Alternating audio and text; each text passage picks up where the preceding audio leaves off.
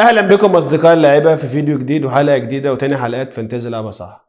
طبعا انت زي حالاتي جبت ارنولد وصلاح وهالاند ومش انت عارف تجيب حاجه. طبعا جاي تقول لي الحقني يا ابو حميد مش لاقي لعيبه اكمل بيها الفرقه. انا النهارده بقى جاي لك باستفاضه للعيبه الرخيصه اللي تعرف تجيب منها وتكمل بيها الفرقه بتاعتك. معاك النهارده احمد سمير وابراهيم ادريس وتاني حلقات فانتازي لعبه صح، فيلا بينا.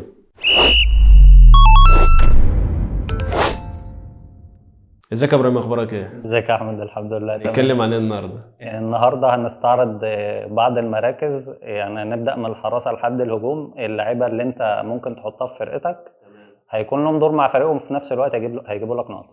نبتدي بالحراس. تمام، نبتدي بالحراس. عندنا اول حارس فليكن من برنتفورد، كان مع فرايبورج الالماني السنه اللي فاتت.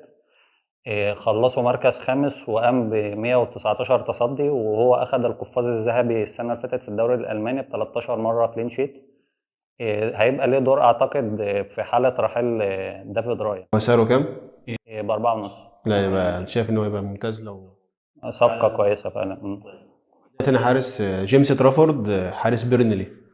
هو كان في السيتي وراح اعاره لفرقه بولتون، وطلع كلين شيت السنه اللي فاتت 22 وسعره 4.5. انا شايف ان هو ايه يعني ممكن تحطه حارس بديل كويس يعني. بالظبط، هو حتى كان لعب مع اليورو مع منتخب انجلترا للشباب. جاب في كل الماتشات كلين شيت وصد بلانت في النهائي. انا شايف ان الحراس في حراس كويسه بسعر قليل. بالظبط، يعني احنا حتى كمان احنا تصوير الحلقه دي الحلقه اللي فاتت ما قلناش اونانا. ايوه، اونانا سعره 5 مليون طبعا. طبعا مع مانشستر يونايتد انا شايف ان هو قدم اضافه كبيره في الفانتازي يعني للعيبه سعر 5 مليون ده انت بقى لو عايز تجيب حارس بقى وتثبته يبقى ده الحارس بقى، أنا وجيب شايف إن حارس هو باربعه كويس. وكمل. ايوه. دلوقتي نخش على الدفاع. عندنا اول لعيب كله من تشيلسي، كله باربعه ونص. السنه اللي فاتت كان بيلعب اساسي مع برنتفورد، والسنه دي مع الاصابات اللي موجوده في دفاع تشيلسي، يعني اصابه فوفانا جاله صليبي تاني، وكولوبالي مشى وزبليكويتا. فاللاعب غالبا بوكوتينيو يعتمد عليه في قلب الدفاع. ومن كلامك في فريق تشيلسي نخش تاني اللعيب اللي هو جابوه تدعيمات من ليون، جوستو ب4 مليون. لحد تصوير الحلقه كان لعبوا ماتش ودي امبارح، الناس كلها يعني شكرت فيه، وده تقريبا هيبقى مهدد لمكان جيمس لما يرجع من الاصابه. 4 مليون واساسي، والمستوى اللي قدمه امبارح لا انا شايف ان هو طفره في الدفاع. صفقه ممتازه فعلا، لان جيمس مشهور ان هو السنه اللي فاتت يعني ما لعبش الا 13 ماتش بس.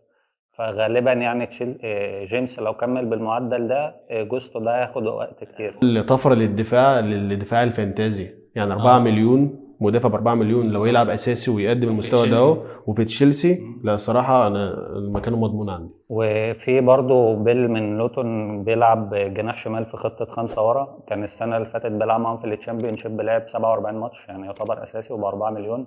ده انت برضه لو عايز تكمل، لو انت عندك حد في الدفاع ناقص باربعه بس وتكمل بيه. برضه احنا بنأكد على استوبيان 5 مليون اساسي بالمستوى بتاع الفورمه بتاعت اخر الموسم، وجدوله حلو في الاول مع برايتون. بالظبط، يعني استوبينينا احنا كنا قلنا عليه وبرضه بنأكد لان هو ملكيته عاليه، فانت لو دخلت من غيره ممكن لو جاب نقط ممكن انت اللي هتتضرر. بالظبط كده. نخش دلوقتي لعيبه خط الوسط، واول لاعب معانا انسيسو من برايتون 5.5. نهى الدوري الموسم اللي فات بفورمه عاليه بالهدف المشهور في السيتي. الميزه دلوقتي اللي هو كان السنه اللي فاتت مهاجم، لكن دلوقتي يا ابراهيم الموسم الجديد جاي لاعب وسط ب5.5. انا شايف مع جدول برايتون كويس والاعتماد المدرب عليه، انا شايف ان هو اساسي معاه في الفريق. بالظبط، هو كان خطير فعلا السنه اللي فاتت، يعني لو كمل معانا بنفس الفورمه بتاعت السنه اللي فاتت وبخمسة ونص يعني المفروض يبقى في كل الفرق يعني. دلوقتي نخش يا جماعه على تاني لاعب عندنا في خط النص. دانجوما جاي اعاره من فيا ريال وراح ايفرتون. دانجوما السنه اللي فاتت كان راح اعاره لتوتنهام بس ما لعبش معاهم كتير. يعني بس السنه اللي قبلها كان متالق جدا مع فيا ريال. لعب في الدوري 23 ماتش، جاب 17 هدف وصنع 6 اهداف. وبرضه في نفس الموسم بالظبط، كان موسم جامد مع يوناي امري، حتى وصلوا نص النهائي لما كانوا طلعوا بايرن ميونخ وقابلوا ليفربول.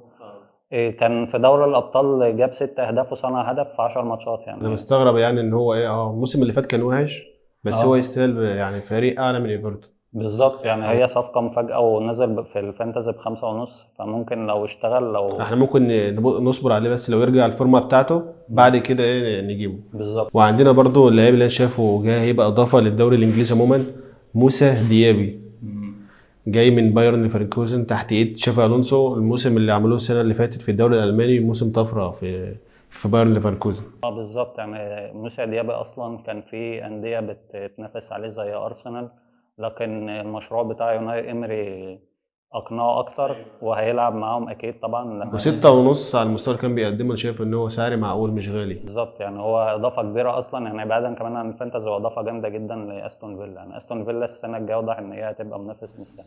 طب انت تفتكر اندريس بيريرا كان السنه اللي فاتت معظم كان معانا كلنا 5.5 دلوقتي مظبوط كده؟ 5.5 نازل السنه دي.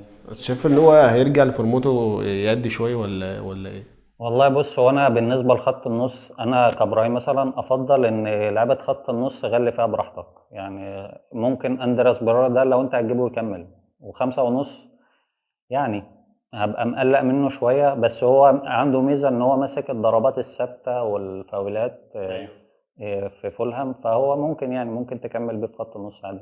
بما اننا لسه بنتكلم عن فرقه فولهام دلوقتي ننتقل لخط الهجوم. في عندنا 2 لعيبه، الاتنين دول غالبا هيعوضوا الرحيل المحتمل لمتروفيتش.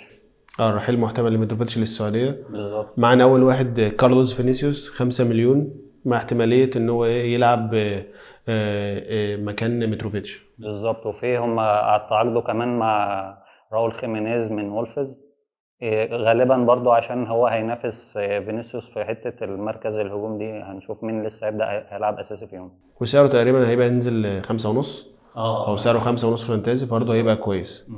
ومعايا لعيب عايز اتكلم عنه في برايتون، جواو بيدرو، جابوه من واتفورد.